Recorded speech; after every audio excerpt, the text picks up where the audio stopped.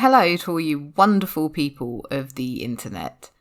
Today we're going to indulge in some Sabaton fanfic.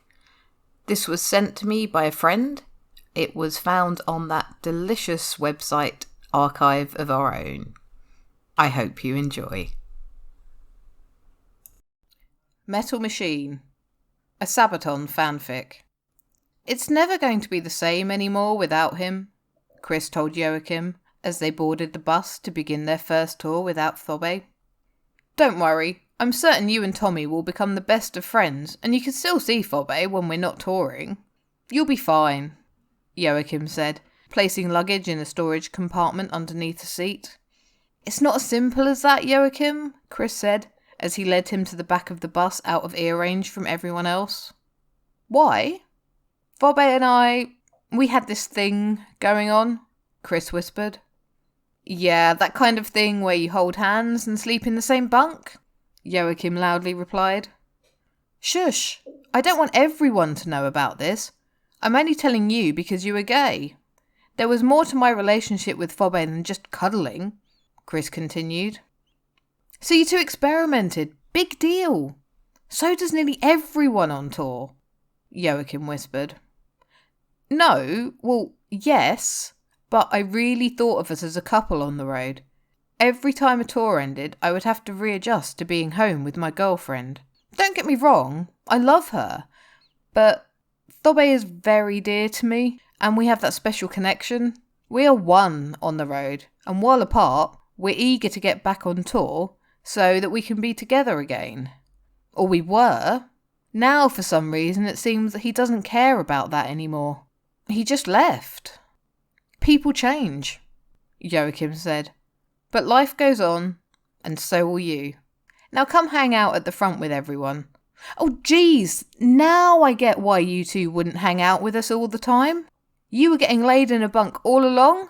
How were you two so quiet? I never heard you. You guys were so loud we never really had to be quiet.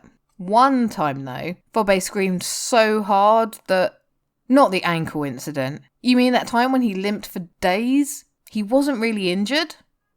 Right, he only screamed because I made him come so hard. I still don't know how he managed to act so quickly to put his pants on and pretend he was hurt. I barely had enough time to pull the blankets over myself before Hans came to the rescue. You guys are geniuses. I wish I would have known to do that when me and Pear... You and Pear? Chris interrupted in disbelief. Yes, but that's another story and it took place a long time ago. Don't tell him that I've told you. If he knew, it would make him furious. Now come. The guys are going to wonder what we are doing back here. Okay, Chris agreed and followed Jaokim back to the front of the bus. The day went by quickly. After a successful show and thousands of satisfied fans, the band retreated to the dressing room. Jaokim quickly stripped of his drenched clothes and was about to head to the shower when Chris sat down on the couch. My neck and shoulders are so tense. I love this guitar, but man, it really gets heavy after 2 hours, he complained, rubbing his neck. Hey, princess, let me, said Jaokim as he climbed to sit on the back of the couch behind Chris. Jaokim, you need to shower, said Chris, pinching his nose as Joachim's knees surrounded his head. So do you.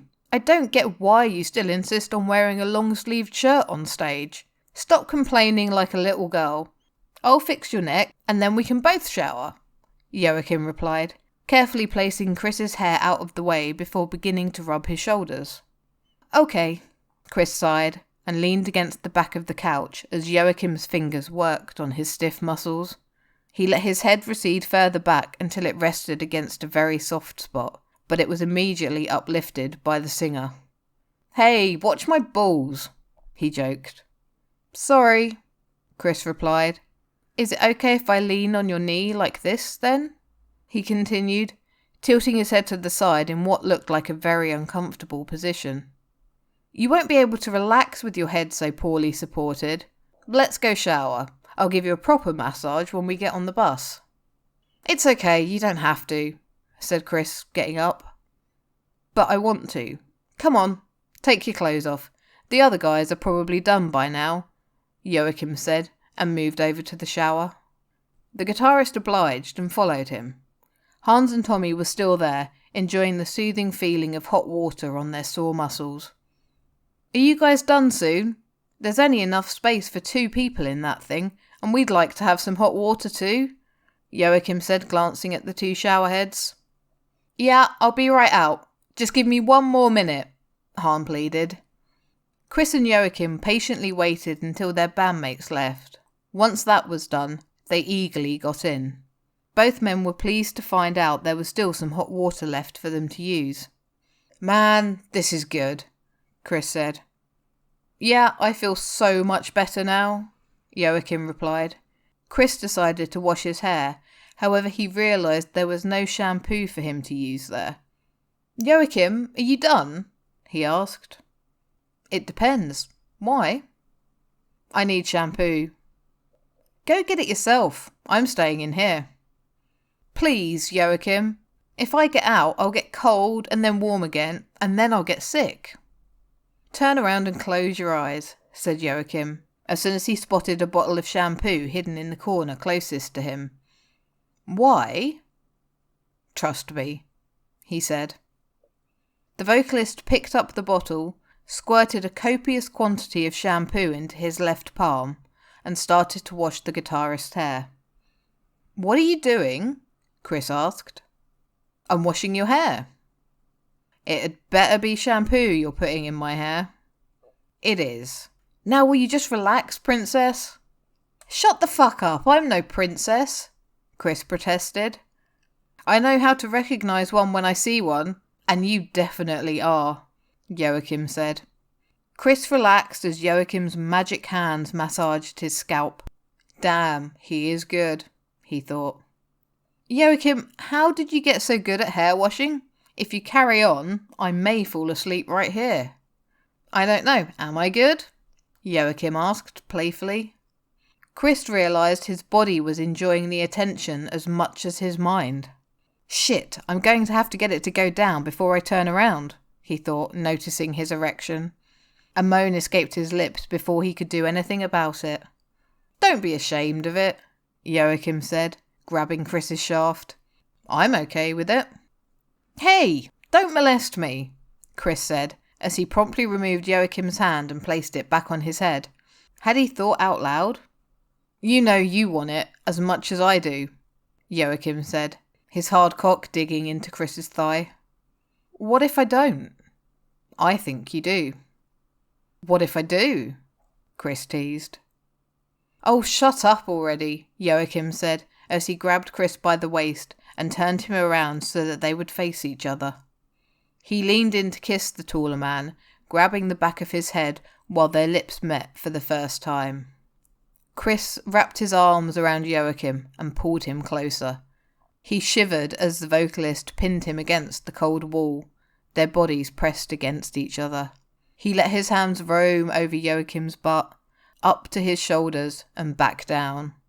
As they made out, they felt the water get steadily cooler, ending their session prematurely. "Don't worry, we're not done, milady," Joachim said as he turned off the faucet.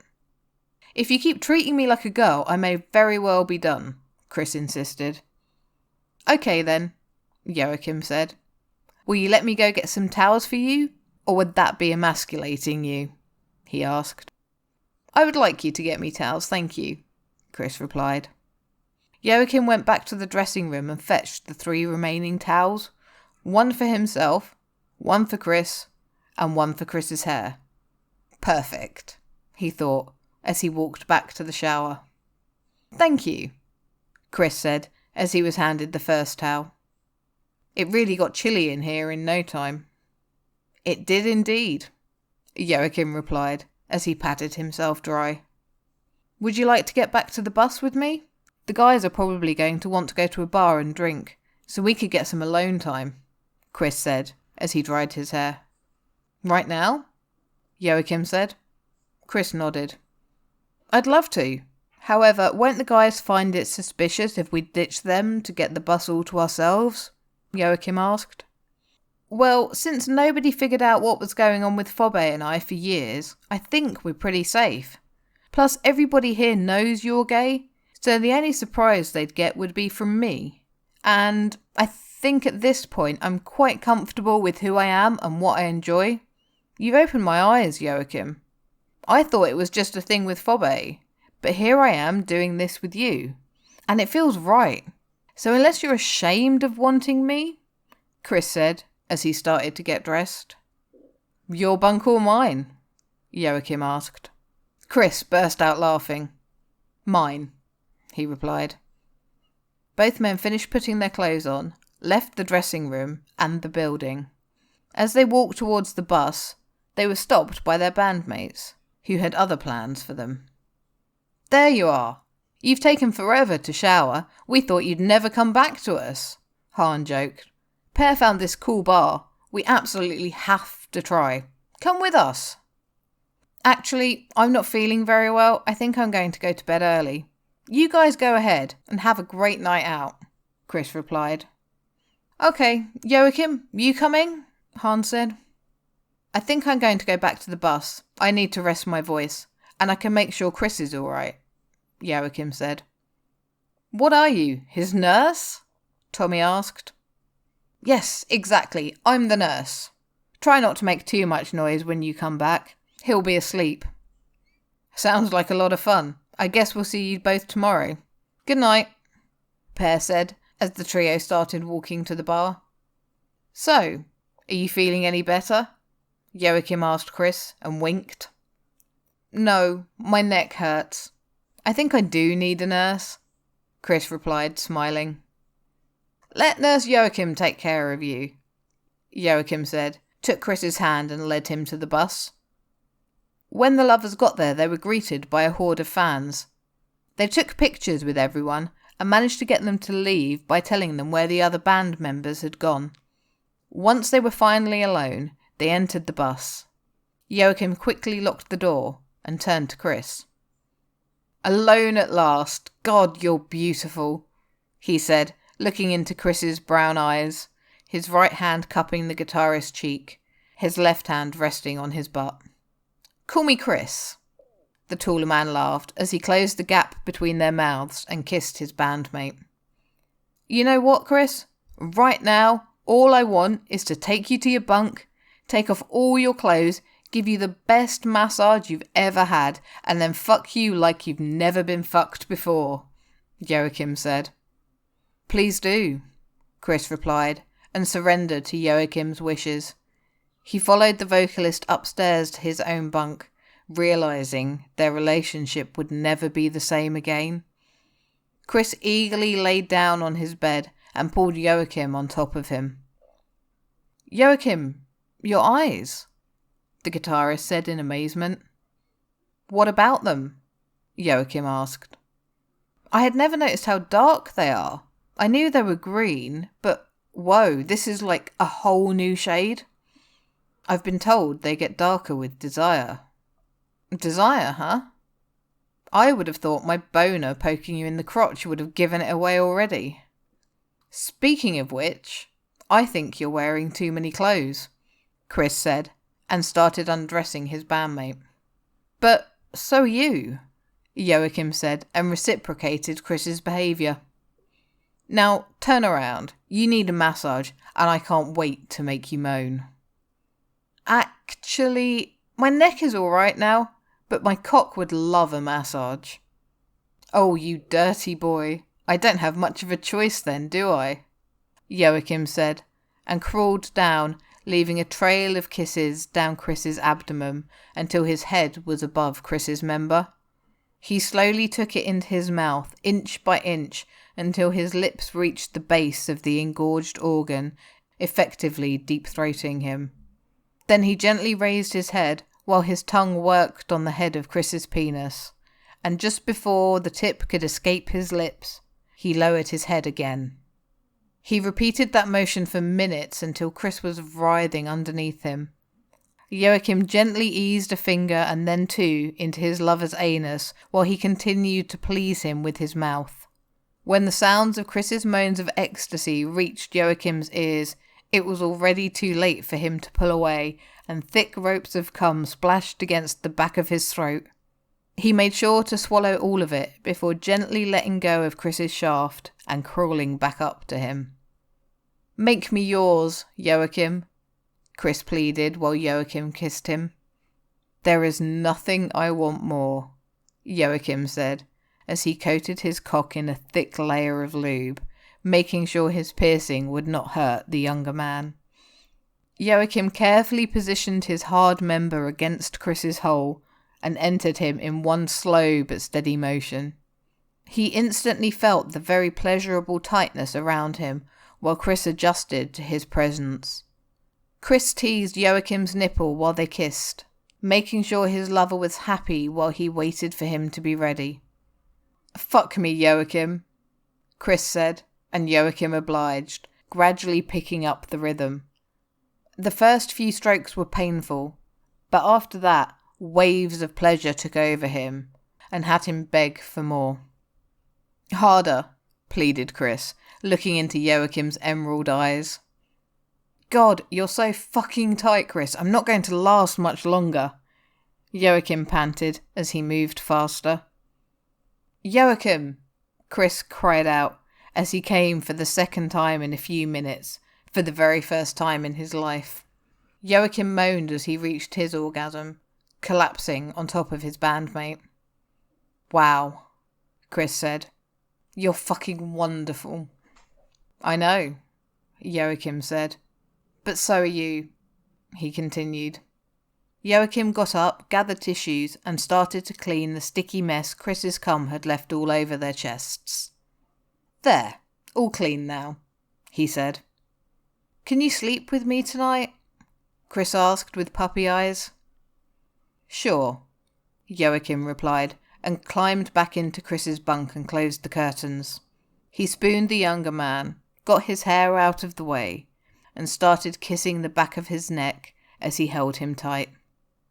"I guess I'll have to leave her now," Chris said. "Why?"